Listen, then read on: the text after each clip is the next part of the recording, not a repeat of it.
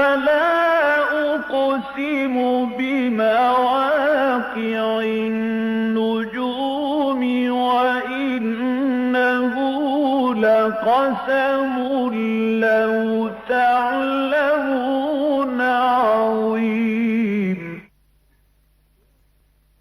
إنه لقرآن كريم في كتاب مكنون لا يمسه إلا المطهرون تنزيل من رب العالمين.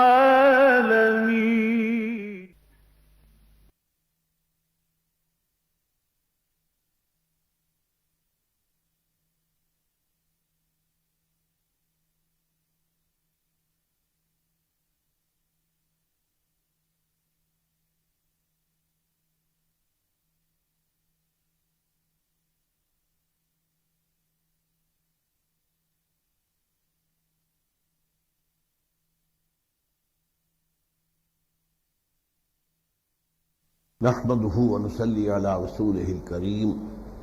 اما بعد فقد قال الله تبارك وتعالى كما ورد في سورة المائدة: اعوذ بالله من الشيطان الرجيم بسم الله الرحمن الرحيم.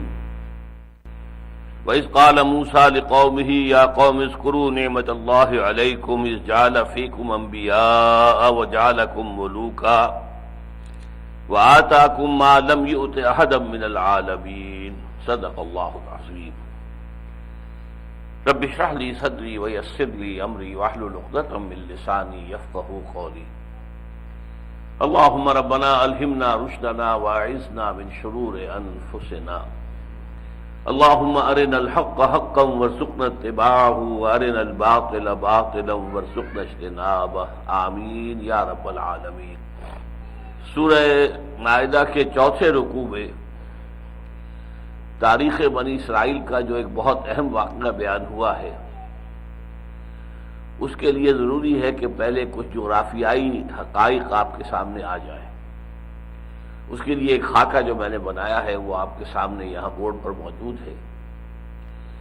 اوپر جو نیلی لائن چل رہی ہے یہ بحیرہ روم کا ساحل ہے، جنوبی ساحل۔ آپ کو معلوم ہے کہ بحیرہ روم جو ہے جدا کرتا ہے یورپ کو شمالی افریقہ سے، اور یہ نیچے سے جو آ رہا ہے ایک، اور جس کے اوپر جا کے دو کھاڑیاں بن گئی ہیں، یہ ریڈ سی ہے، بحیرہ احمر۔ یہ جدا کرتا ہے افریقہ کے مشرقی ساحل کو ایشیا کے مغربی ساحل سے، یعنی جزیرہ نماء عرب کے مغربی ساحل سے۔ اس کے ایک طرف پتلا سا سمندر ہے، یہ اس کے ایک طرف تو جزیرہ نماء عرب ہے پورا کا پورا، دوسری طرف شمال سے چلیں اگر تو پہلے مصر آتا ہے، پھر اس کے جنوب میں سوڈان ہے، پھر اس کے نیچے ایتھیوپیا ہے، ایریٹریا ہے۔ یہ مختلف ممالک جو ہیں جو افریقہ کے ہیں وہ اس کے مغرب کی طرف ہیں۔ شمال میں جا کر یہ دو کھاڑیوں میں تقسیم ہو جاتا ہے، دو خلیجیں۔ ایک خلیج مغربی ہے، اس کا نام ہے سویز، سویز، اس کو خلیج کہیں گے، خلیج سویز۔ اور ایک ہے خلیج عقبہ، یہ ہے مشرقی۔ اب یہ جو اس طرح سے جا کر جدا ہو رہے ہیں تو اس کے درمیان میں ایک ٹرائنگل وجود میں آ گئی ہے۔ اس ٹرائنگل کا جو بیس ہے وہ شمال میں ہے، وہ بحیرہ روم کا ساحل ہے، اور باقی دو سائڈز جو ہیں، ایک سائڈ جو ہے وہ خلیج سویز جو ہے، گلف آف سویز، اس سے ہوتا ہوا جا رہا ہے، اور دوسرا سائڈ جو ہے خلیج عقبہ سے ہوتا ہوا جا رہا ہے۔ تیسری بات یہ نوٹ کیجئے کہ بنی اسرائیل جب مصر میں داخل ہوئے ہیں حضرت یوسف علیہ السلام کے زمانے میں، تو چونکہ وقت کا جو بادشاہ تھا، اور وہ بادشاہ فرعون نہیں تھا، فرعونہ کے جو مختلف ڈائنیسٹیز ہیں، مختلف خاندان ہیں، وہ ان میں سے نہیں تھا، بلکہ ایک وقفہ ایسا آیا تھا کہ عربین پیننسولا، جزیرہ نماء عرب سے ہی کچھ لوگ نکلے اور انہوں نے مصر کو فتح کر دیا، تو یہ جو مصر آنے والے تھے جزیرہ نماء عرب سے، یہ بھیڑیں بکریاں چرانا ان کا پیشہ تھا، تو یہ آ کے بادشاہ بن گئے مصر کے، تو انہیں چرواہے بادشاہ کہا جاتا ہے، ہکسوس کنگز۔ یہ فرائنہ نہیں ہے، یہ مصری نہیں ہے، یہ باہر سے آ کر آباد ہوئے تھے، انہی میں سے وہ بادشاہ تھا۔ اسی لیے سورہ یوسف میں کہیں لفظ فرعون نہیں آیا، ملک ملک ملک، بادشاہ کا ذکر ہے، بادشاہ کا ذکر ہے، بادشاہ کا ذکر ہے، لفظ فرعون نہیں آیا۔ فرائنہ کی جو مختلف نسلیں ہیں ان میں سے یہ نہیں تھا۔ بہرحال یہ چونکہ اس وقت کا جو بادشاہ تھا ہکسوس کنگز میں سے، وہ حضرت یوسف علیہ السلام کا معتقد ہو گیا، اس کے خواب کی تعبیر بتائی، تعبیر کے ساتھ ہی پھر جو مصیبت آنے والی تھی اس کا حل بتایا، پھر ایک بہت بڑے ذمہ دار عہدے پر فائز ہو کر جو بہت بڑا قحط پڑا وہاں پر، اس کا انتظام کیا، انسلام کیا بہترین طریقے پر۔ تو یہ گویا کہ ایک طرح سے مرشد تھا، ایمان تو وہ نہیں لایا حضرت یوسف علیہ السلام پر، لیکن جیسے کوئی بزرگ ہوتے ہیں جن کو کوئی شخص مانتا ہے کہ یہ بڑی بزرگ شخصیت ہے، ایسے حضرت یوسف کو بادشاہ مانتا تھا۔ لہذا جب بنی اسرائیل کے بقیہ جو خاندان تھے وہ مصر میں، سورہ یوسف میں ہے، اس وقت میں تفصیل میں نہیں جاؤں گا کہ کیا واقعہ ہوا، کیا ماجرا ہوا۔ بہرحال تو حضرت یوسف علیہ السلام نے انہیں مصر کا بہترین علاقہ جو تھا وہ عطا کیا، وہ جشن کا علاقہ کہلاتا ہے، لکھا ہوا ہے یہاں پہ جشن، یا جوشن بھی کہتے ہیں، جشن بھی کہتے ہیں۔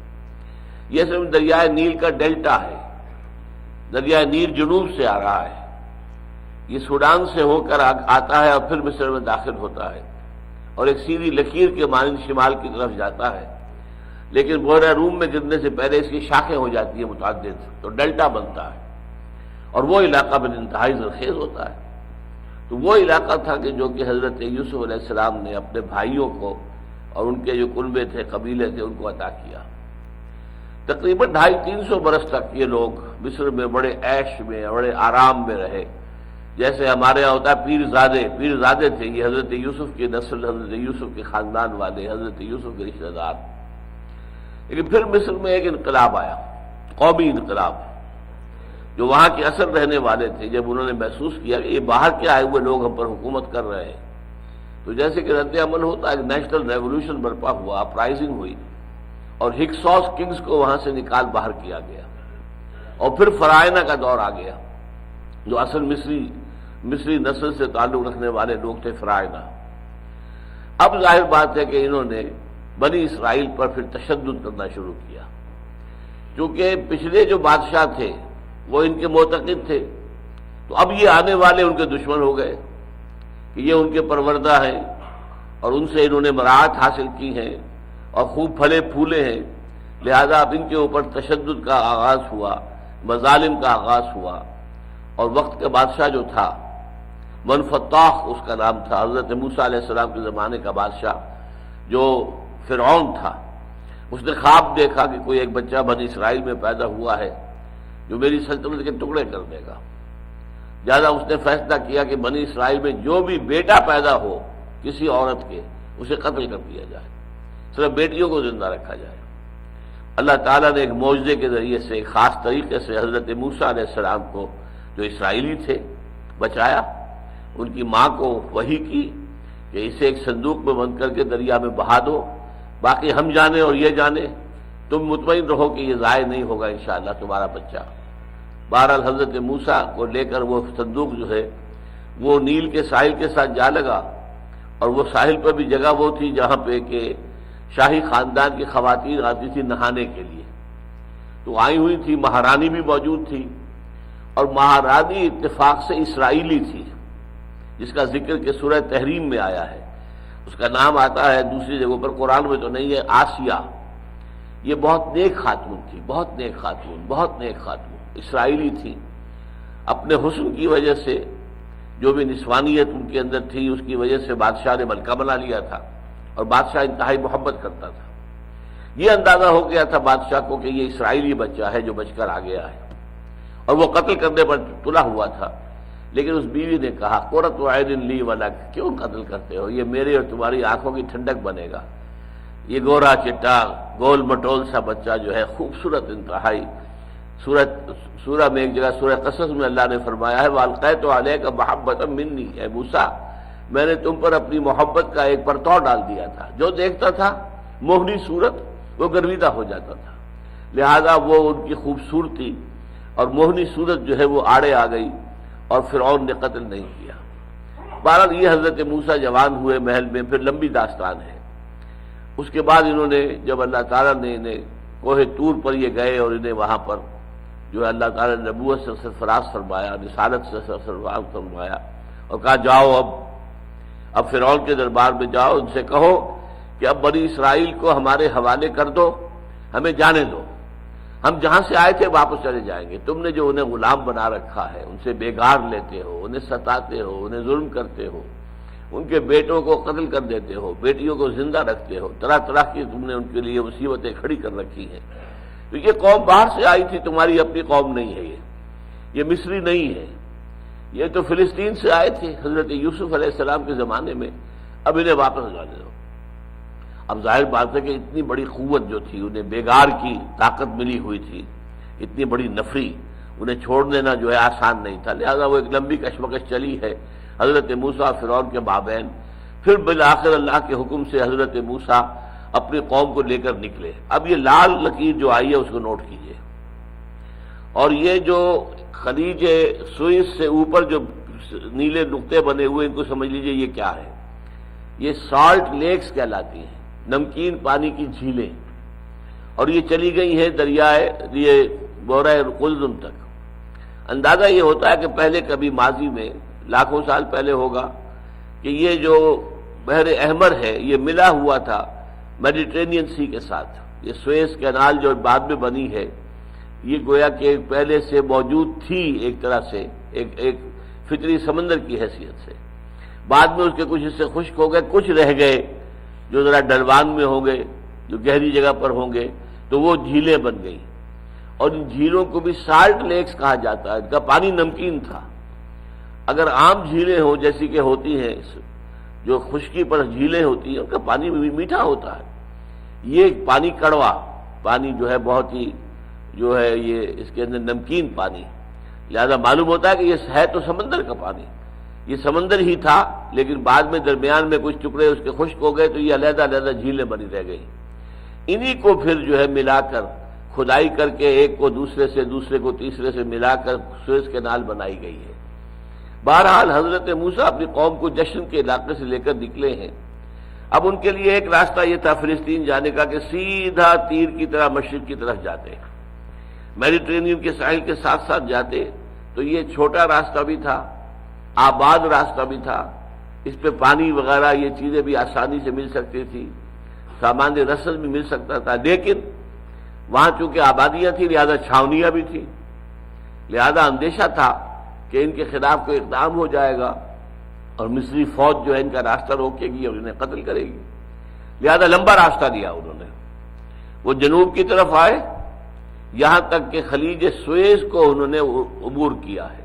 اب اس میں اختلاف ہے، ایک تو یہ بھی ہے کہ کسی سالٹ لیک کو عبور کیا اور ادھر آ گئے سینائی پیننسولا. یہ جو ٹرائنگل میں نے بتائی تھی آپ کو، یہ سینائی پیننسولا ہے، جزیرہ نمائے سینا، اور اس کا جو ساؤدرن اینڈ ہے وہاں ہے کوہ طور. اس طور کا آپ کو معلوم ہے قرآن مجید میں کئی نام آئے ہیں. طور سینا سورہ مومنون میں آیا ہے، طور سینین وہذا البلد الامین یہ سورۃ التین میں آیا ہے. تو اس کے نام کئی ہیں، طور بھی ہے، طور سینا بھی ہے، طور سینا بھی ہے، طور سینین بھی ہے. اور یہی وہ پہاڑ ہے جہاں پر کہ پہلی مرتبہ اللہ تعالیٰ کی گفتگو ہوئی تھی حضرت موسیٰ کے ساتھ، اور حضرت موسیٰ جو ہے وہ نبوت اور رسالت سے سرفراز ہوئے تھے. تو حضرت موسیٰ اپنی قوم کو، اور قوم کتنی تھی یہ بھی سمجھ لیجئے، 6 لاکھ کا قافلہ تھا. مجھے اس کا تھوڑا سا اندازہ ہو سکتا ہے، آپ کو نہیں ہو سکتا، کیونکہ 1 لاکھ کے قافلے کے ساتھ میں پاکستان آیا تھا. 20 دن میں ہم نے 170 میل طے کیے حصار سے سلیمان کی ہیڈ ورکس تک، 10 میل روزانہ چل کر. اب وہ 95,000 تھا، لاکھ پورا بھی نہیں تھا. 95,000 کا قافلہ کتنا بڑا تھا، پورا 10 میل کی تو قطار بن جاتی تھی بیل گاڑیوں کی. بیل گاڑیوں میں عورتیں بچے بیٹھے ہیں، کچھ سامان رکھا ہے، اور مرد جو ہیں دانے بائیں چل رہے ہیں. تو اس طریقے سے یہ قافلہ جو ہے 10 میل لمبا ہو جاتا تھا. صبح 4 بجے قافلہ پڑاؤ سے نکلا، پہلا گڈھا نکلا، اس کے بعد دوسرا، تیسرا، چوتھا، وہ لائن بنتی چلی گئی۔ دن کے 10 بجے جو پہلا گڈھا تھا وہ اگلے پڑاؤ پر پہنچ گیا اور اس نے وہاں جا کے ڈیرا لگانا شروع کیا۔ اب اس کے بعد دوسرا آیا، تیسرا آیا، چوتھا آیا، آخری گڈھا پھر 4 بجے شام کو وہاں پہنچتا تھا۔ تو 4 بجے سے صبح 4 بجے تک پھر وہاں پڑاؤ رہتا تھا۔ تو یہ صورتحال تھی۔ تو یہ جو قافلہ لے کر حضرت موسیٰ نکلے 6 لاکھ پر مشتمل تھا، اس میں مرد بھی، عورتیں بھی، بچے بھی، بوڑھے بھی، جوان بھی، سب شامل کر لیے جائیں۔ اور یہ گنتی دی گئی ہے تورات کے اندر، جو کتاب الخروج ہے، دی بک آف ایکسوڈس، اس میں بتا دیا گیا 12 قبیلے، فلاں قبیلے کے اتنے مرد، اتنے جوان، اتنے بوڑھے، اتنے عورتیں، اتنے بچے، دوسرے قبیلے کے اتنے مرد، ان میں سے بھی اتنے بوڑھے، اتنے جوان، اتنے بچے، اتنی خواتین۔ تو وہ پوری گنتی دے رکھی ہے انہوں نے، اور وہ 6 لاکھ بنتے ہیں۔ اچھا، یہ جو یہ ہے سینائی پیننسولا، اس کے جنوب میں آ کر پھر اس قافلے نے پڑاؤ ڈالا ہے۔ 1 سال تک حضرت موسیٰ اور یہ قافلہ یہاں مقیم رہے جنوب میں، at the southern tip of the Sinai peninsula. یہ جزیرہ نما ہے، جزیرہ نما اسی کو کہتے ہیں جو 3 طرف سے پانی میں گرا ہوا ہو اور ایک طرف خشکی ہو۔ تو یہ جزیرہ نما سینہ بنتا ہے کہ ادھر خلیج سویز ہے، ادھر خلیج عقبہ ہے، اور پیچھے جو ہے خشکی چلی آ رہی ہے۔ تو اس طریقے سے جزیرہ نما پیننسولا، انڈین پیننسولا، انڈیا میں آپ کو معلوم ہے کہ مغرب میں ساحل ہے، بمبئی سے نیچے اتر جائیے، گجرات سے نیچے ساحل ہی ساحل، ساحل ہی ساحل، آپ سری لنکا تک پہنچ جائیں گے، پھر مشرق میں پھر ساحل ہے۔ تو وہ جو تکون بنتی ہے درمیان میں، اسے انڈین پیننسولا کہتے ہیں۔ اسی طرح یہ سینائی پیننسولا۔ تو اب یہاں پر 1 سال جو مقیم رہے، اسی دوران میں انہیں تورات دی گئی۔ 40 دن کے لیے کوہ طور پر یہ رہے اور وہیں پر انہیں تورات عطا کی گئی۔ اور ان کے پیچھے جو ہے کچھ لوگوں نے جو سامری تھا اس کے بہکانے سے بچڑے کی پرستی شروع کر دی، وہ بھی ایک لمبی داستان ہے، اس کی تفصیل میں نہیں جاؤں گا۔ جب تورات مل گئی اور قول و قرار ہو گیا، وَإِذْ أَخَذْنَا مِيثَاقَكُمْ وَرَفَعْنَا فَوْقَكُمُ الطُّورَ، جب شریعت دے دی گئی تو پھر کوہ طور کو اٹھا کر ان پر معلق کر دیا گیا، ایک دہشت کی کیفیت پیدا کی گئی، خوف اور خشیت تاکہ دلوں میں پیدا ہو جائے۔ اور اس حالت میں ان سے عہد لیا گیا کہ خذوا ما آتیناکم بقوۃ واذکروا ما فیہ، اس کو جو کچھ ہم نے تمہیں دیا ہے اسے پوری طاقت کے ساتھ پکڑو، اس کو چھوڑنا نہیں ہے۔ جیسے کہ قرآن مجید میں مسلمانوں سے کہا گیا واعتصموا بحبل اللہ جمیعا، سب کے سب مل کر اللہ کی رسی کو مضبوطی سے تھام لو، چمٹ جاؤ اس کے ساتھ۔ اسی طرح ہم نے جو تمہیں دی ہے تورات اور جو شریعت دی ہے، خذوا ما آتیناکم بقوۃ، اس کو پکڑو اور تھامو پوری طاقت کے ساتھ، واذکروا ما فیہ، اور جو کچھ اس میں درج ہے اسے یاد رکھو، اور یاد رکھنے کا مطلب کیا ہے، اس پر عمل کرو۔ بہرحال اس کے بعد پھر اب حضرت موسیٰ اپنے قافلے کو لے کر اب خلیج عقبہ کے ساتھ ساتھ چلے۔ خلیج عقبہ کا مغربی ساحل، مشرقی ساحل جو ہے وہاں پر قوم مدین کا مسکن ہوتا تھا کبھی، جس میں حضرت شعیب بھیجے گئے تھے علیہ الصلوۃ والسلام۔ بہرحال مغرب کے ساتھ ہوتے ہوئے یہ پھر جب اوپر آئے ہیں تو یوں سمجھیے کہ آج کل بڑی آسانی سے سمجھ میں آ جائے گا، غازہ کی پٹی کے قریب جب پہنچے ہیں۔ یہ غازہ جو ہے یہ گیٹ وے ہے ٹو پیلسٹائن، فلسطین کا دروازہ ہے کہ یہاں سے اب آگے فلسطین شروع ہو جاتا ہے۔ یہاں پہنچ کر پھر حضرت موسیٰ علیہ السلام نے اپنی قوم سے کہا کہ اب قتال کا وقت آ گیا، تمہیں جنگ کرنی ہوگی۔ اب جو بھی فلسطین میں آباد ہیں مشرک قومیں، وہ سب بے خدا، مشرک اور بہت ہی گمراہ قومیں تھیں، اس میں فلسطین بھی تھے اور دوسری قومیں عمالقہ تھیں۔ ان سے لڑو، انہیں یہاں سے نکالو اور اس سرزمین پر قبضہ کرو، یہ سرزمین اللہ نے تمہیں عطا کر دی ہے۔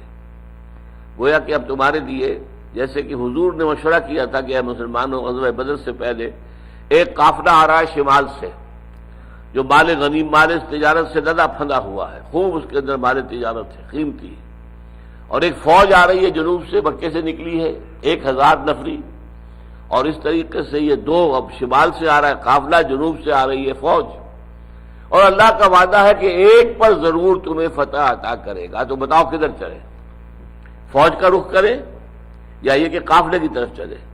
بہرحال وہ ایک علیحدہ بات ہے، پھر وہ سیرت کا ایک اہم باب ہے وہ، اس وقت اس کا صرف تذکرہ میں نے کیا، بالکل یہی مرحلہ آ گیا تھا حضرت موسیٰ کی زندگی میں. جیسے کہ بدر کا معاملہ ہوا ہجرت کے بعد، مکے سے آپ نکل چکے تھے، مدینے میں آ کر آباد ہو گئے تھے، تب قتال کا معاملہ، جنگ کا مسئلہ شروع ہوا ہے. اسی طرح مصر سے نکل گئے بنی اسرائیل، غلامی سے چھٹکارا مل گیا، وہ نکل کر آ کر صحرائے پیننسلا میں سال 2 سال انہیں گزر بھی گئے، آزادی کی فضا بھی انہوں نے سانس لیا، اور ان کی جمعیت جو تھی اب اس کو کہا گیا کہ اب جنگ کرو، داخل ہو جاؤ اس ملک کے اندر، اور جو رہنے والے ہیں ان کے خلاف جنگ کر کے انہیں یہاں سے بے دخل کرو، اس لیے کہ اللہ نے یہ زمین تمہیں دے دی ہے. اس کا مطلب یہ تھا کہ اگر وہ جی نہ چراتے، اگر وہ بدلی نہ دکھاتے، بزدلی نہ دکھاتے تو لازماً اللہ فتح دے دیتا، اس لیے کہ اللہ تعالیٰ نے تو وہ زمین تمہارے لیے لکھ دی ہے. اسی کا آج حوالہ دیتے ہیں یہ کہ فلسطین تو ہمیں اللہ نے دیا تھا، فلسطین تو اللہ تعالیٰ کا عطا کردہ ہے ہمارے لیے، لیکن یہ عطا کردہ جو ہے وہ اس میثاق کے طفیل تھا. تم نے میثاق کو توڑا، تم نے اس کے جو، جیسا کہ ہم پڑھ چکے ہیں، اس عہد کی خلاف ورزیاں کی، لہذا وہ جو اللہ تعالیٰ کا قول و قرار تھا تمہارے ساتھ وہ مجروح ہو چکا ہے. بہرحال پوری قوم نے کوڑا جواب دے دیا کہ ہم تو جنگ نہیں کریں گے، وہ تو بڑی زوردار قوم ہے جو وہاں آباد ہے، بڑے جنگجو لوگ ہیں، بڑے بہادر لوگ ہیں، بڑے جسے والے لوگ ہیں، ہم ان سے مقابلہ نہیں کر سکتے. موسیٰ جاؤ، تم جاؤ اور تمہارا رب، وہاں جا کے جنگ کرو، اور انہیں وہاں سے پہلے نکال دو، پھر ہم داخل ہوں گے. جب حضرت موسیٰ علیہ السلام نے پھر 2 افراد کھڑے ہوئے حضرت موسیٰ کی قوم میں سے، 6 لاکھ میں سے 2 آدمی نکلے صرف، حضرت یوشع ابن نون، جنہیں بائبل میں جوشوا کہا گیا، جوشوا، اور یہی جوشوا ہیں جو سورہ کہف میں یہ واقعہ ہے کہ حضرت موسیٰ گئے تھے ایک صاحب سے، ایک بزرگ سے ملنے کے لیے، جن کا نام عام طور پر حضرت خضر لے لیا گیا، اگرچہ قرآن مجید میں یہ نام نہیں ہے. تو ان کے ساتھ جو نوجوان تھا، قال فتح ہو آتنا غدانا، لاؤ بھائی اب کھانا لے آؤ، ہمارا ناشتہ لے آؤ، ہمیں بڑی سخت جو ہے تکان ہو گئی. تو وہ فتح جو ہیں، جو ان کے ساتھ تھے نوجوان، ان کے خادم، وہ یہی جوشوا تھے، یوشع ابن نون، نہایت وفادار ساتھی نوجوان. تو یوشع ابن نون نے اور کالب بن یفنہ، یہ دوسرا آدمی نکلا، 2 نے کھڑے ہو کر تقریر کی کہ اے اسرائیلیوں، ہمت کرو، بزدلی مت دکھاؤ، تم ایک دفعہ داخل تو ہو جاؤ، اللہ تمہاری مدد کرے گا. اور بہت مرتبہ ایسا ہوا ہے کہ کم تعداد کے لوگ جو ہیں وہ زیادہ بڑی تعداد کے لوگوں کے اوپر ان کو اللہ تعالیٰ نے فتح دی ہے. ہمت کرو، بزدلی نہ دکھاؤ. لیکن انہوں نے کہا اذا انت وربک فقاتلا انا ہاؤنا قاعدون، موسیٰ نتھنگ ڈوئنگ، ہم کچھ سننے کو تیار نہیں، جاؤ تم اور تمہارا رب اور جا کے جنگ کرو. یہاں پہ میں ایک نقطہ بیان کر دوں، یہ گویا کہ ایک طرح سے اپولوجی ہے بنی اسرائیل کی طرف سے. بنی اسرائیل کو اللہ تعالیٰ کے لاڈ پیار نے بگاڑ دیا تھا. اللہ نے لاڈ پیار بہت کیا ان کے ساتھ. 9 معجزے تو مصر میں دیکھے جو اصلاً دکھائے گئے تھے آل فرعون کو. پھر ایک عصا کی ضرب سے سمندر ان کی نگاہوں کے سامنے پھٹ گیا، سمندر پھٹ گیا. ایک عصا کی ضرب سے 12 چشمے ایک چٹان سے نکل بہے. یہ جو لاڈ پیار اللہ نے کیا ہے، معجزے پر معجزہ، معجزے پر معجزہ، معجزے پر معجزہ. دھوپ لگی تو آپ معلوم ہے کہ اوپر جو ہے سائبان، بابر کا سائبان جو ہے ساتھ ساتھ چل رہا ہے، جیسے جیسے یہ صحرا میں سفر کر رہا ہے، اوپر وہ ساتھ ساتھ کے ساتھ موونگ ٹینٹ سمجھ لیجئے، یہ خیمہ ہے جو ان کے ساتھ ساتھ سفر کر رہا ہے، ابر کا سائبان ہے. بھوک لگی تو انہیں کھانے کے لیے من و سلوہ دے دیے گئے. تو یہ جو لاڈ پیار تھا اس نے ان کو بگاڑ دیا تھا. گویا کہ انہوں نے یہ کہا کہ تم نے اتنے معجزے دکھائے ہیں اے موسیٰ، تمہاری لٹھیاں تمہارے پاس ہے، تمہارا عصا تمہارے پاس ہے، جاؤ اس عصا کی مدد سے. اذهب انت وربک فقاتلا انا ہاؤنا قاعدون، پہلے اس قوم کو وہاں سے نکال باہر کرو، پھر ہم داخل ہوں گے. اس پر حضرت موسیٰ علیہ السلام پر اس قدر بددلی طاری ہوئی، بیزاری طاری ہوئی. انہوں نے اللہ سے دعا کی، پروردگار مجھے اپنی اس قوم سے علیحدہ ہونے کی اجازت دے دے، میں ان کے ساتھ نہیں رہ سکتا، ان ناہنجاروں کے ساتھ رہنے کو تیار نہیں. انہوں نے کیسے کیسے معجزے دیکھے ہیں، پھر بھی ان کی بے یقینی کا، نافرمانی کا یہ عالم ہے کہ میں حکم دے رہا ہوں کہ جنگ کرو، اور یہ پورا کا پورا جو ہے 6 لاکھ کی تعداد تھی. ذرا سوچئے، معمولی نہیں تھی. آپ ان میں سے بوڑھوں کو نکال دیں، عورتوں کو نکال دیں، بچوں کو نکال دیں، تب 1 لاکھ تو ہوں گے، اور نیچے آ جائیے 50,000 تو ہوں گے. 6 لاکھ میں سے 12 میں سے ایک تو ہوگا ایسا جو جنگ کرنے کے قابل ہو. حالانکہ میرے نزدیک وہ 1 لاکھ والی فگر زیادہ صحیح ہے کہ ایک خاندان کے 6 افراد میں سے کم ایک تو ایسا ہوگا جو جنگ کرنے کے قابل ہو. لیکن یہ کہ اتنی بڑی تعداد رکھنے کے باوجود انہوں نے بزدلی دکھائی تو اللہ تعالیٰ سے پھر حضرت موسیٰ علیہ السلام نے دعا کی کہ پروردگار اب ہمیں ان سے دور کر دے، ہم ان کے ساتھ رہنے کو تیار نہیں ہیں. اللہ نے یہ دعا تو قبول نہیں کی، البتہ یہ فرما دیا یہ بنی اسرائیل پر اب یہ ارض مقدس 40 برس تک کے لیے حرام کر دی گئی ہے. اب اسی صحرائے سینا کے اندر بھٹکتے پھریں گے، ادھر سے ادھر ادھر سے ادھر، اور اسی کے اندر بھٹکتے رہیں گے. اسی میں یہ ہوا ہے، یہ حکمت خداوندی دیکھیے. ان 40 سالوں کے دوران حضرت موسیٰ کا انتقال ہو گیا، حضرت ہارون کا انتقال ہو گیا. حضرت موسیٰ کے بعد جانشین بنے یوشع، وہی یوشع ابن نون، وہ نبی بھی تھے. اچھا، لیکن اس کے ساتھ ہی کیا ہوا؟ وہ قوم کہ جس نے، وہ نسل کہ جس نے مصر میں غلامی کا داغ اٹھایا تھا، اور غلامی میں آپ کو معلوم ہے غیرت کچھ نہیں جاتی ہے انسان کی، غیرت اور حمیت نہیں رہتی. آزاد فضا میں رہنے والوں کی کیفیت کچھ اور ہوتی ہے، ان میں غیرت ہوتی ہے، حمیت ہوتی ہے، ان میں بہادری ہوتی ہے، شجاعت ہوتی ہے، ہمت ہوتی ہے، عزیمت ہوتی ہے. غلامی کے اندر جیسے ہمیں غلامی مار گئی، 200 برس کی انگریز کی غلامی نے ہمیں ختم کر کے رکھ دیا. ہماری قوم کے اندر وہ ہمت اب باقی رہی نہیں ہے، غیرت نہیں ہے. کیا ہو رہا ہے؟ کیسے کیسے بڑے یو ٹرن جو ہے ہمارا صدر لے رہا ہے، اور مجال ہے قوم کے اندر اس کے احساس پر جوں بھی نہیں گئی. ایک ہی حکم، یو آر ود اس اور اگینسٹ اس. ایک اتنا بڑا ملک ہے، کوئی چھوٹا ملک نہیں ہے، کوئی جزیرہ نہیں ہے. 15 کروڑ انسان، 10 لاکھ سے زیادہ فوج تو سٹینڈنگ ہے. بہرحال صورتحال یہ تھی کہ پھر اس 40 سال کے دوران وہ غلامی زدہ جو لوگ تھے، سمجھا، یا جن کو غلامی نے ڈس لیا ہوا تھا، جن کے اندر کی ہمت ختم ہو گئی تھی، وہ قوم مر گئی. 40 سال کے عرصے میں تو ایک چینج ہو جاتی ہے. ایک جنریشن گئی، اگلی جنریشن آئی جو صحرا میں پیدا ہوئی ہے، صحرا میں پلی بڑھی ہے. اس کے اندر ہمت، آزادی کی فضا میں اس نے سانس لیا ہے. جیسے کہ اقبال نے کہا ہے کہ فطرت کے مقاصد کی کرتا ہے نگہبانی، یا بندہ صحرائی یا مرد کوہستانی.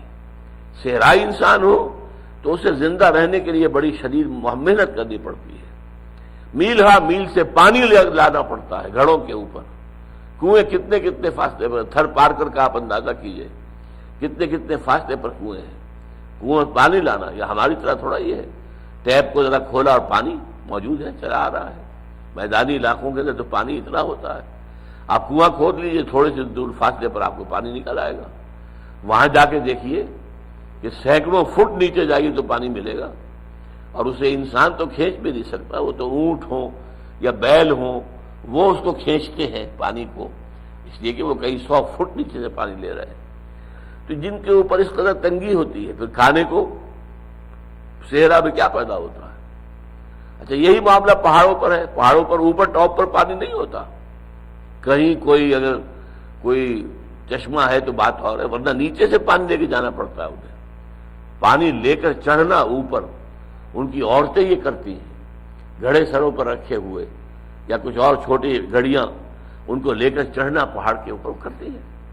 تو یہ مشقت جو ہے، اس سے انسان کے اندر ایک پختگی پیدا ہوتی ہے، ایک صلابت، ایک طاقت، ایک قوت.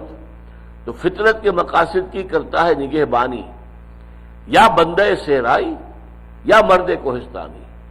یہی بات مجھے یاد آئی کہ کہی تھی کبھی بھٹو صاحب نے، Zulfikar Ali Bhutto, we are animals of the desert. ہم ڈیزرٹ کے حیوانات ہیں، کیونکہ یہ سندھ بھی جو ہے وہ ڈیزرٹ کا علاقہ ہے، اکثر و بیشتر علاقہ ڈیزرٹ ہے. We are from the desert. اور ڈیزرٹ کے لوگ جو ہیں وہ بڑے ہمت والے ہوتے ہیں. اور واقعہ یہ کہ ثابت ہوا ہے کہ سندھیوں میں ہمت والے ہیں، پنجاب میں کوئی ہمت والا نہیں نکلا، آج تک نہیں نکلا. وہ ایک کانا نکلا تھا کبھی، وہ سکھ جو ہے رنجیت سنگھ، باقی کون نکلا. تو واقعہ یہ ہوا، بھٹو نے جان دے دی، کسی طرح پیچھے ہٹنے کو تیار نہیں ہوا. ورنہ ذرا معافی مانگتا، تھوڑا سا خم کھا جاتا، تھوڑا سا جھک جاتا تو جان بچ جاتی، جان دے دی. بہرحال یہ مضمون ذرا علیحدہ ہو گیا. تو میں کہہ یہ رہا تھا کہ 40 سال جو ان کا صحرائے تیہ کے اندر بھٹکتے پھرنا ہوا ہے، تو ایک اعتبار سے اے بون ان ڈسگائز ان کے لیے ایک طرح سے نعمت ہو گئی کہ وہ بزدل قوم جو تھی، جو غلامی کا داغ جس پر لگا ہوا تھا، جس کی غیرت و حمیت ختم ہو چکی تھی، وہ ختم ہو گئی، اور نئی نسل جو صحرا میں پیدا ہوئی، سختیاں جھیلی، مصیبتیں برداشت کی، مشقتوں کے عادی ہوئے، وہ جوان ہوئی۔ پھر حضرت یوشع ابن نون کی قیادت میں انہوں نے جہاد کیا، قتال کیا، 40 برس کے وقفے کے بعد قتال ہوا ہے، اور پہلا شہر جو فتح کیا انہوں نے جریکو، کیونکہ یہ نام آج کل آتے ہیں اخبارات کے اندر، جریکو یہ اسرائیل کا، بلکہ ویسٹ بینک کا کہنا چاہیے، اسرائیل کا نہیں، اس وقت اسرائیل کا قبضہ ہے، پہلے اس کا نام اریحا تھا، اریحا سے جریکو بن گیا ہے۔ تو جریکو پہلا شہر تھا کہ جو اسرائیلیوں نے فتح کیا تھا حضرت یوشع ابن نون علیہ السلام کی سرکردگی میں، لیکن حضرت موسیٰ کے زمانے میں انہوں نے صاف کورا جواب دے دیا تھا۔ اب یہ آیتیں پڑھ لیجئے، کیونکہ اس کا جو بھی مفہوم ہے وہ سارا سامنے آ گیا ہے، لہذا اب تو بیشتر جو ہے ترجمہ ہی رہ گیا ہے۔ وَإِذْ قَالَ مُوسَىٰ لِقَوْمِهِ يَا قَوْمِ اذْكُرُوا نِعْمَةَ اللَّهِ عَلَيْكُمْ، اور یاد کرو جب کہ کہا تھا موسیٰ نے اپنی قوم سے، اے میری قوم کے لوگوں، ذرا یاد کرو اللہ کا انعام و اکرام جو تم پر ہوا ہے، اذ جعل فیکم انبیاء، جبکہ تمہارے اندر اللہ نے انبیاء اٹھائے۔ تمہارے جد امجد یعقوب نبی تھے، ان کے بیٹوں میں سے حضرت یوسف نبی تھے، پھر اللہ نے انہی کی نسل میں سے یہ حضرت ہارون، حضرت موسیٰ، ان کو اٹھایا نبی کی حیثیت سے۔ ایک رائے یہ بھی ہے کہ اس میں مستقبل کی طرف بھی اشارہ ہے کہ تمہارے ہاں اب یہ نبوت کا سلسلہ ٹوٹے گا نہیں، 1400 برس تک نبوت جاری رہے گی، تو یہ ایک پیشن گوئی بھی ہے۔ وَجَعَلَكُم مُلُوكًا، اور تمہیں بادشاہ بنایا۔ بادشاہ بنانے کے لیے خاص طور پہ جو ہے وہ تعویل کرنی پڑتی ہے، اس لیے کہ جس وقت تک یہ قایات جس واقعے کے پس منظر میں آ رہی ہیں، اس وقت تک تو ان کے ہاں بادشاہت ابھی نہیں آئی تھی۔ یا تو یہ کہیے کہ جشن کے علاقے میں جو انہیں ٹھاٹھ میسر تھے، جو انہوں نے عیش کیا ہے، اس کو تعبیر کیا جا رہا ہے کہ تمہیں بادشاہت دے دی تھی، یا یہ ہے کہ مستقبل کے لیے اس میں پیشن گوئی ہے، تم میں داؤد جیسے بادشاہ ہوں گے علیہ السلام، تمہارے اندر سلیمان جیسے بادشاہ ہوں گے علیہ السلام۔ تو ذرا اللہ تعالیٰ کے انعام و اکرام کو یاد کرو۔ وَإِذْ قَالَ مُوسَىٰ لِقَوْمِهِ يَا قَوْمِ اذْكُرُوا نِعْمَةَ اللَّهِ عَلَيْكُمْ إِذْ جَعَلَ فِيكُمْ أَنبِيَاءَ وَجَعَلَكُم مُلُوكًا وَآتَاكُم مَّا لَمْ يُؤْتِ أَحَدًا مِّنَ الْعَالَمِينَ، اور تمہیں وہ ساری چیزیں دی جو تمام جہانوں میں سے کسی کو نہیں دی۔ یہ میں آپ سے عرض کر چکا ہوں کہ سب سے بڑی شے جو اللہ تعالیٰ نے ان کو دی وہ توحید تھی، توحید پر یہ قائم رہے۔ کبھی کبھی بہت سے لوگ ان کے ایسے تھے کہ جو پڑوسی جو لوگ تھے مختلف ممالک کے اندر، جو مشرکین تھے، ان کے زیر اثر آ کر انہوں نے بھی شرک اختیار کیا، اور مشرکہ عورتوں سے شادیاں کر کے یا انہیں کنیزیں بنا کر اپنے گھروں میں ڈالا، تو عورت جو ہے اس کے اثرات تو انہیں پھیلتے ہیں۔ اگر ان سے نسل ہوئی، ان سے اولاد بھی ہو گئی، تو ماں کے اثرات کو قبول کرے گی، لہذا ان کے ہاں شرک آیا ہے، لیکن بحیثیت مجموعی ایک قومی سطح پر کبھی شرک نہیں آ سکا۔ یہ معاملات علیحدہ ہیں، یہ سٹرے انسیڈنٹس ان کو کہیں گے ہم، لیکن بحیثیت مجموعی اس پوری قوم کے لیے شرک کبھی نہیں آیا، یہ توحید پر قائم رہے۔ آتاکم ما لم یؤت احدا من العالمین، تمہیں وہ کچھ دیا ہے، تمہیں تورات جیسی کتاب دی ہے، تمہیں شریعت دے دی ہے۔ یہ ساری باتیں کب ہو رہی ہیں؟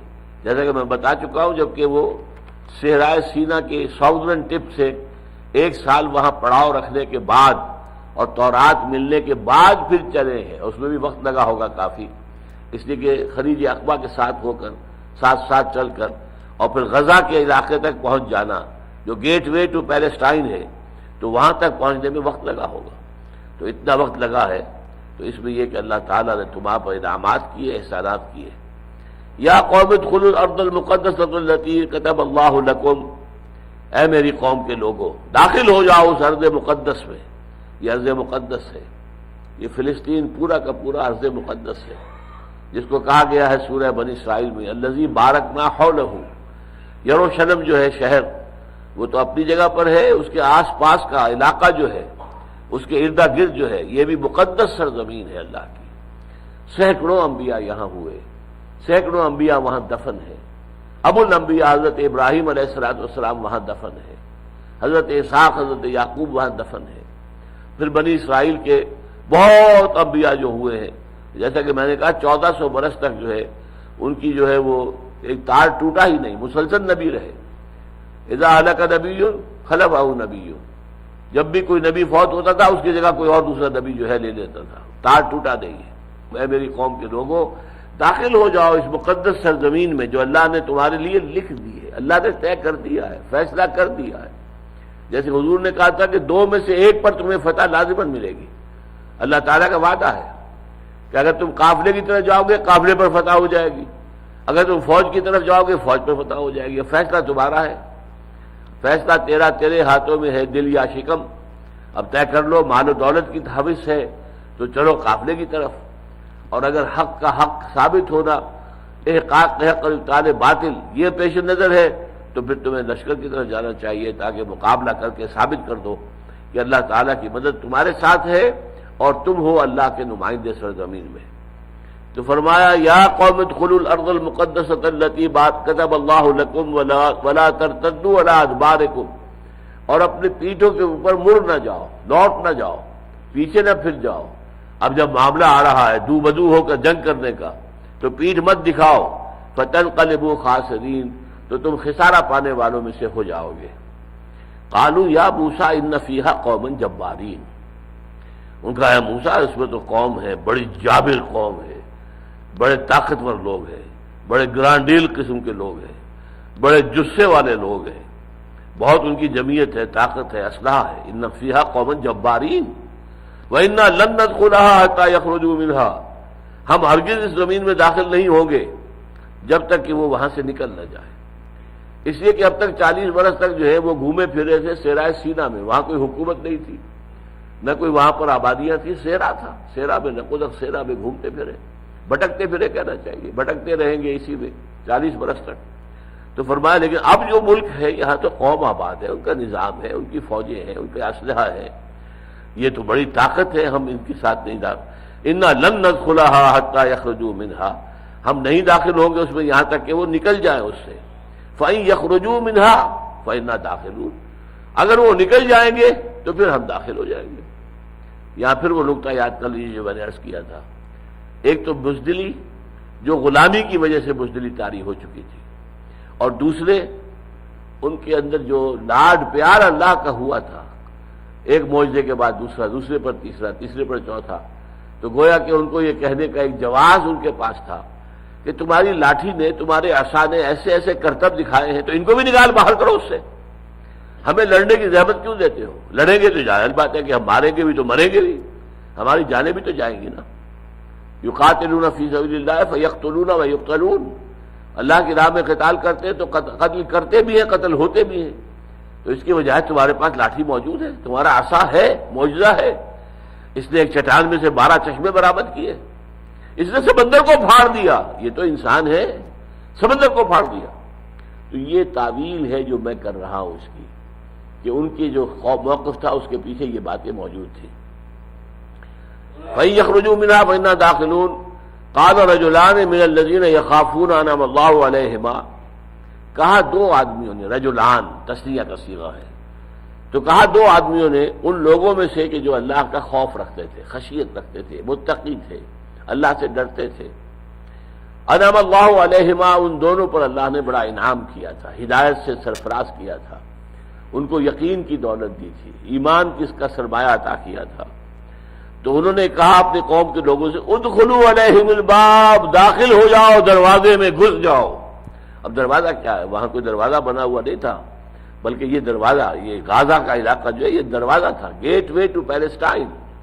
اب اسے گھس جاؤ، داخل ہو جاؤ۔ ادخلوا علیہم الباب فاذا دخلتموہ فانکم غالبون، اگر تم داخل ہو گئے تو غالب تم ہی ہوگے۔ کیوں؟ اللہ کا وعدہ ہے، کتب اللہ لکم، یہ زمین تو اللہ تمہیں دے چکا ہے، لکھ چکا ہے تمہارے نام، وثیقہ ہو چکا ہے اللہ کی طرف سے، یہ تمہیں دی جا چکی ہے زمین۔ لہذا کم ہمتی نہ دکھاؤ، بزدلی نہ دکھاؤ، کمزوری نہ دکھاؤ، آگے بڑھو، داخل ہو جاؤ، داخل ہو جاؤ گے تو فتح تمہاری ہے۔ قال رجلان من الذين يخافون انعم الله عليهما ادخلوا عليهم الباب فَإِذَا دَخَلْتُمُوهُ فَإِنَّكُمْ غَالِبُونَ وَعَلَى اللَّهِ فَتَوَكَّلُوا، اور اللہ پر توکل کرو، ان کنتم مومنین، اگر تم مومن ہو تو تمہارا توکل اللہ پر ہونا چاہیے۔ اللہ کی مدد آئے گی، اللہ کی نصرت آئے گی، اللہ کا وعدہ ہے کہ یہ ارض مقدس وہ تمہیں دے چکا ہے، تمہیں عطا کر چکا ہے، لہذا اللہ تعالیٰ اپنے وعدے کا لحاظ کرے گا، پاس کرے گا، تمہیں بھی دے گا۔ اگر تم مومن ہو تو تمہیں اللہ کے وعدے پر یقین ہونا چاہیے۔ قالوا یا موسیٰ انا لن ندخلها ابدا ما داموا فیہا، اب یہ ہے کیٹیگوریکل انداز، کہا ہے موسیٰ کچھ بھی ہو ہم ہرگز داخل نہیں ہوں گے اس ملک میں جب تک کہ اس کے رہنے والے اس کے اندر موجود ہیں۔ چنانچہ وہ دونوں اشخاص جو ہیں حضرت یوشع ابن نون اور حضرت کالب ابن یفنہ، ان دونوں کا واس بھی بیکار گیا۔ اب 4 آدمی رہ گئے، صرف 2 نبی، حضرت موسیٰ حضرت ہارون دونوں بھائی، اور 2 ان کے ساتھی یوشع ابن نون اور کالب ابن یفنہ۔ اب ظاہر بات ہے 4 آدمی تو قتال نہیں کر سکتے، قتال جو ہے ان میں سے کم 1 لاکھ میں سے 20-25 ہزار ہی نکل آئے ہوتے، تو کم سے کم یہ کہ ایک نفری ہوتی۔ آخر حضور کے ساتھ 313 ہی نکلے تھے، لیکن مقابلے میں بھی 1000 تھے۔ 1 to 3 کی ریشو تھی نا، 1 کے مقابلے میں 3 یا 3 کے مقابلے میں 1 کہہ لیں، تو ریشو اتنی تھی نا۔ تو اسی طریقے سے ان کی اگر کوئی بڑی فوج ہو، وہ 1 لاکھ فوج لا سکتے ہو، تو 25-30 ہزار کی فوج بھی ان میں سے نکل آتی ہے۔ اگر 6 لاکھ میں سے، جن میں سے میں سمجھتا ہوں، میں نے آپ سے عرض کیا کہ کم سے کم 1 لاکھ ہوں گے جو جنگ کی صلاحیت رکھنے والے نوجوان ہوں، ورنہ کم سے کم ایٹ دی لیسٹ جا کر بھی کم سے کم 50 ہزار ہوں گے۔ قالوا یا موسیٰ انا لن ندخلها ابدا، ابدا آتا ہے عربی زبان میں قطعیت، ہرگز ہرگز نہیں، کبھی بھی نہیں، کبھی نہیں ہوگا، ہم نہیں داخل ہوں گے، تم جو چاہو کہو۔ انا لن ندخلها ابدا ما داموا فیہا، جب تک کہ وہ وہاں موجود ہے۔ فاذهب انت وربک فقاتلا انا ہاہنا قاعدون، تو جاؤ تم اور تمہارا رب جا کر جنگ کرو دونوں۔ اس اللہ حضرت موسیٰ اور اللہ کے مابین ایک اور رابطہ جو تھا وہ عصا کا تھا، عصا تمہارے پاس ہے، لے جاؤ۔ فاذهب انت وربک فقاتلا، تو جاؤ تم اور تمہارا رب اور قتال کرو، انا ہاہنا قاعدون، ہم تو یہاں بیٹھے ہیں۔ زمیں جنبت نہ جنبت گل محمد، ہم یہاں سے نہیں اٹھیں گے، نہ داخل ہوں گے، نہ حملہ کریں گے، نہ اس ملک کے اندر داخل ہوں گے جب تک کہ وہاں کے لوگ نکل نہ جائیں۔ تو جاؤ تم اور تمہارا رب تمہارے ساتھ ہے، تم جا کر انہیں وہاں سے نکال دو، پھر ہم داخل ہو جائیں گے۔ قال رب انی لا املک الا نفسی واخی، اب دیکھیے یہاں پر کس قدر حسرت کی کیفیت ہے حضرت موسیٰ علیہ السلام پر، کتنی بیزاری۔ انہوں نے عرض کیا پروردگار مجھے تو اختیار نہیں ہے سوائے اپنی جان کے اور اپنے بھائی کے، میں ہوں حاضر، میرا بھائی ہارون حاضر۔ یہاں ان 2 کا ذکر نہیں کیا حضرت موسیٰ نے، ورنہ یہ کہ امت میں سے بھی، قوم میں سے بھی 2 آدمی تیار تھے۔ میں نے آپ کو بتایا یوشع بن نون اور کالب بن یفنہ تیار تھے، لیکن یہاں آپ نے کہا ہے تو میں اور میرا بھائی۔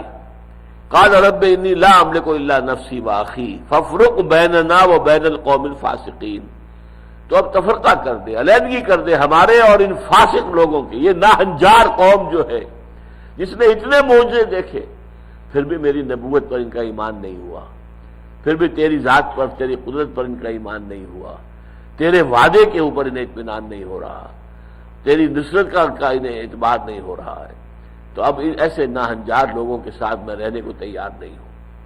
اچھا یہ ذرا کنٹراسٹ کے لیے میں آپ کو بتا دوں، حضرت موسیٰ علیہ السلام اگرچہ پلے تھے فرعون کے محل میں، لیکن انہیں معلوم تھا کہ میں اصل میں اسرائیلی ہوں، اور ان کے اندر اسرائیل کے ساتھ اس قدر محبت تھی، اتنی حمیت، اتنی غیرت، کہ وہ واقعہ سورہ قصص میں آتا ہے کہ ایک روز وہ نکلے، انہوں نے دیکھا کہ ایک قبطی اور ایک اسرائیلی دونوں لڑ رہے ہیں، تو جو اسرائیلی تھا اس نے مدد مانگی کہ موسیٰ دیکھو یہ مجھے مار رہا ہے، یہ مجھے پریشان کر رہا ہے، یہ مجھ پر ظلم کر رہا ہے قبطی۔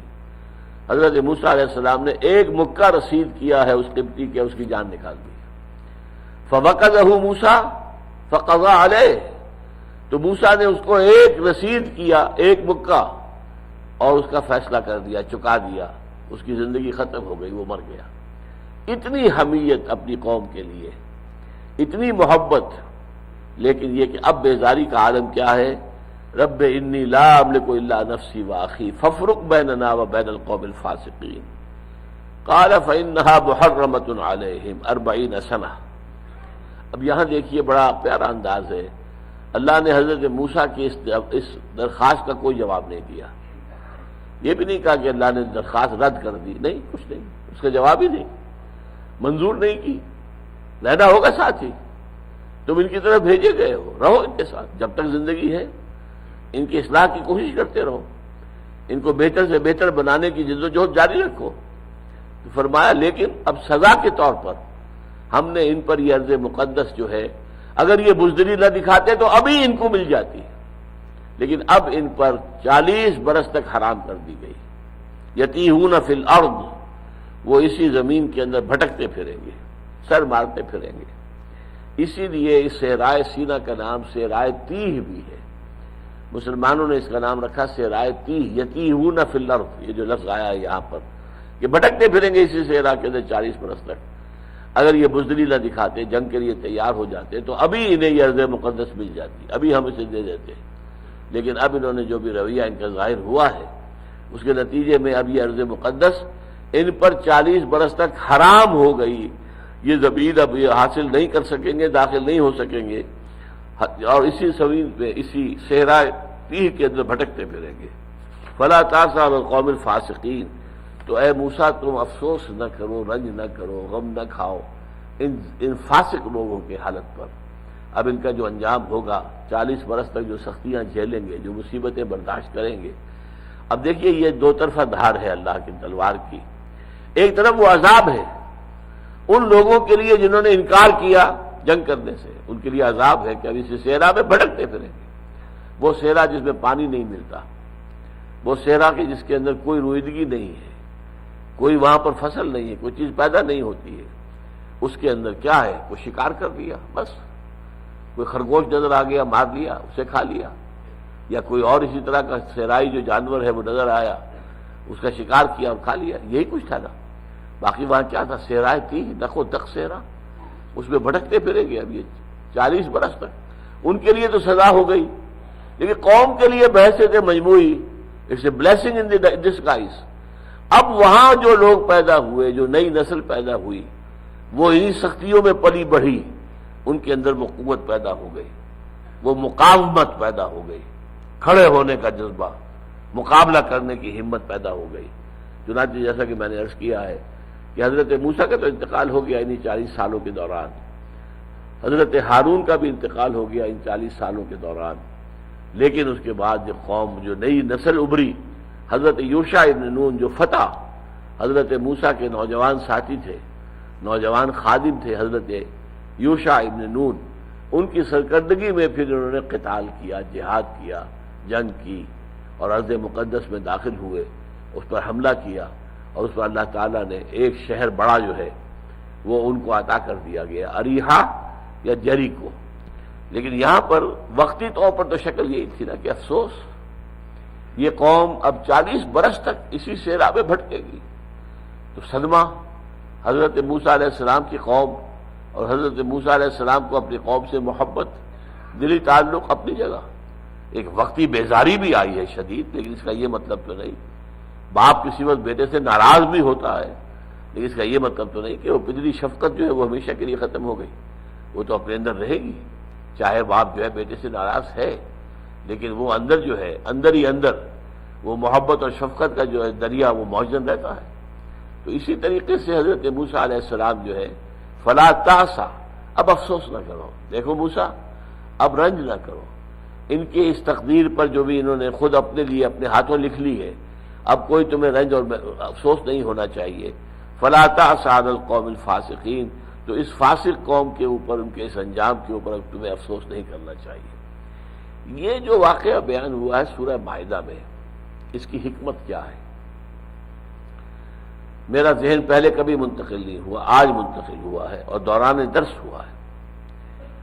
اصل میں ایک موقع وہ تھا کہ جب حضور کی حیات طیبہ میں قتال کا آغاز ہوا ہے، وہ تو ہے غزوہ بدر سے پہلے، یہ سن 6 کے آخر میں یا سن 7 میں نازل ہو رہی ہے۔ ان آیات کا اب کیا ربط ہے حالات کے ساتھ؟ جو سرکمسٹانسز تھے، جس سرکمسٹانسز آبٹیننگ اوور دیئر، اس کے اعتبار سے ان کا کیا ریلیونس کیا ہے.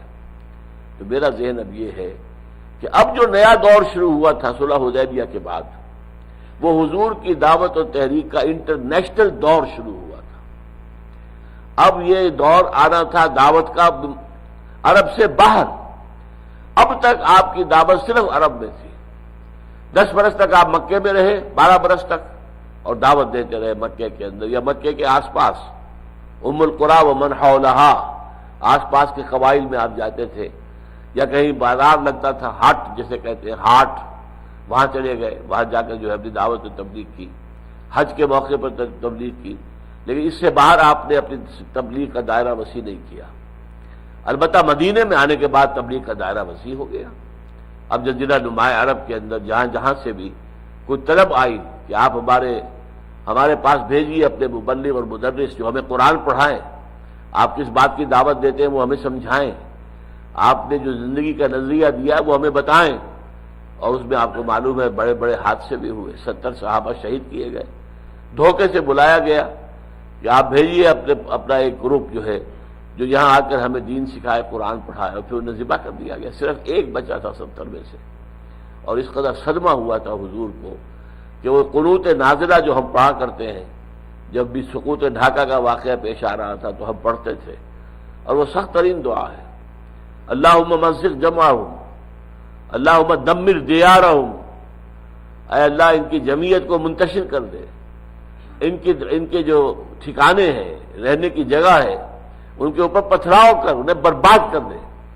ایسی سخت بد دعا آپ کو حضور کی زبان پر نہیں ملے گی جو اس وقت آئی ہے. دمر دیارہم زلزل اقدامہم، اور ان کے اوپر تباہی جو ہے نازل فرما دے.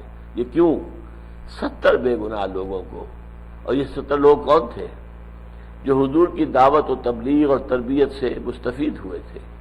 مسجد صفا، مسجد کے اندر بیٹھے رہنے والے، مسجد نبوی میں اصحاب صفا، نہ کچھ کمانا، نہ کھانا، نہ پینا. کوئی شے آ گئی ہے، کوئی صدقہ آ گیا ہے، کوئی خیرات آ گئی ہے تو کھا لیا، ورنہ بھوکے سو رہے. ان لوگوں نے اتنی مشقتیں جھیل کر حضور سے دین کا علم حاصل کیا، اور ان میں سے 70 کو اس طرح ذبح کر دیا گیا جیسے کہ بکریاں ذبح کی جا رہی. تو اس پر جو حضور کا صدمہ تھا وہ اس درجے کا تھا کہ دعا جو آپ نے مانگی ہے، وہ سخت ترین دعا جو زندگی میں مانگی ہے، وہ قنوت نازلہ والی دعا ہے. بہرحال تو اب جو مرحلہ شروع ہونے والا تھا صلح حدیبیہ کے بعد، اب انٹرنیشنل دور شروع ہونے والا تھا. یہی وجہ ہے کہ حضور نے صلی اللہ علیہ وسلم صلح حدیبیہ کے بعد خطوط بھیجے ہیں بادشاہوں کے نام.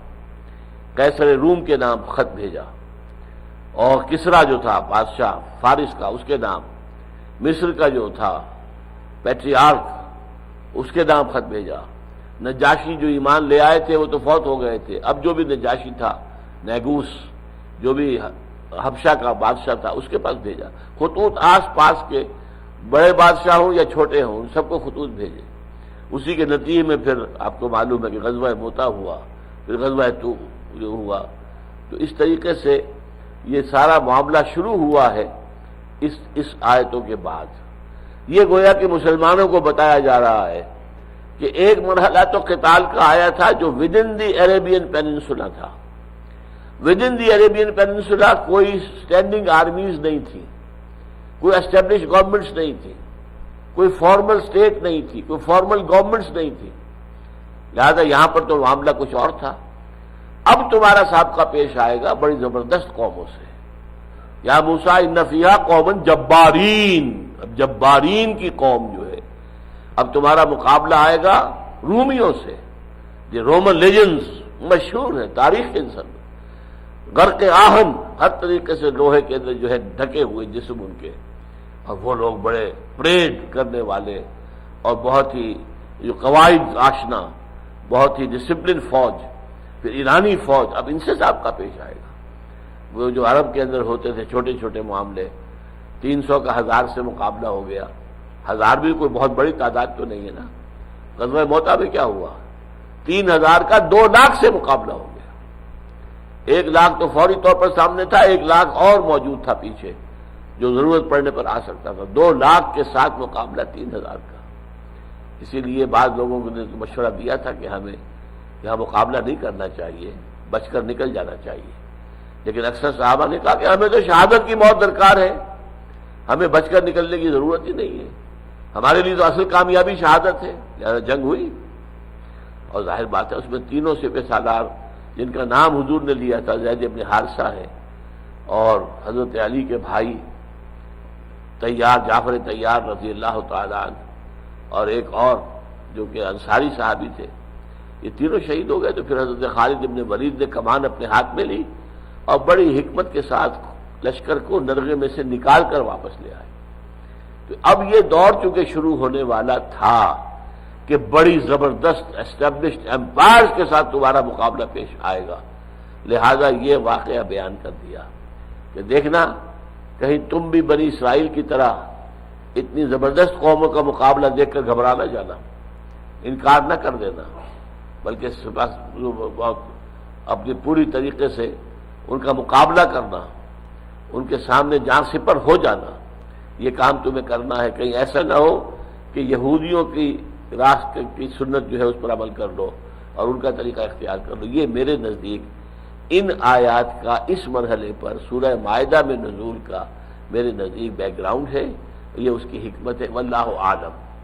بارک اللہ لی ولکم فی القرآن العظیم ونفعنی وإیاکم بالآیات والذکر الحکیم۔